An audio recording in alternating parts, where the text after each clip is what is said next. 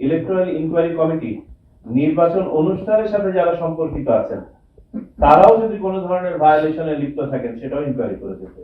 শুধুমাত্র কালেক্টরেট বা অধিভুক্ত এলাকার মধ্যে ম্যাজিস্ট্রেটরাই নয়, তখন হয়তো মন্ত্রণালয় থেকেও আমরা এডুকেট নাম্বার অফ ম্যাজিস্ট্রেট মাঠে পাঠিয়ে দেব এবং তারা আপনাদের সাথে যোগ দিবেন।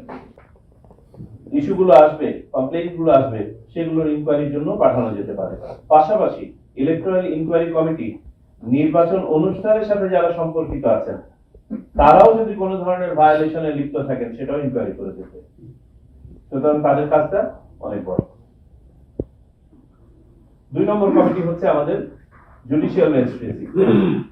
জুডিশিয়াল ম্যাজিস্ট্রেটরা কাজ শুরু করবেন আরো পরে, ভোটের আগে, ওই যে উইন্ডোটা আছে 7 দিনের উইন্ডো, সেই সময়টাতে।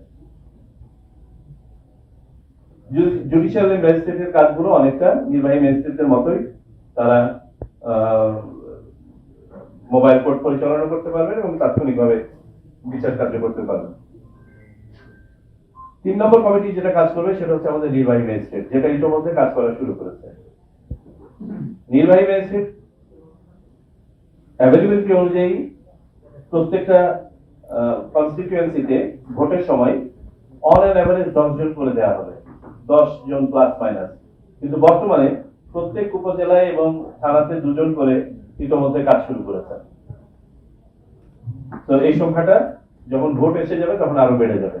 তখন হয়তো শুধুমাত্র কালেক্টরেট বা অধিভুক্ত এলাকার মধ্যে ম্যাজিস্ট্রেটরাই নয়, তখন হয়তো মন্ত্রণালয় থেকেও আমরা এডুকেট নাম্বার অফ ম্যাজিস্ট্রেট মাঠে পাঠিয়ে দেব এবং তারা আপনাদের সাথে যোগ দিবেন। তাহলে আমরা 3টা বিচার কার্য করতে পারেন এবং শাস্তি দিতে পারেন, এরকম 3টা কমিটি পেয়ে গেলাম।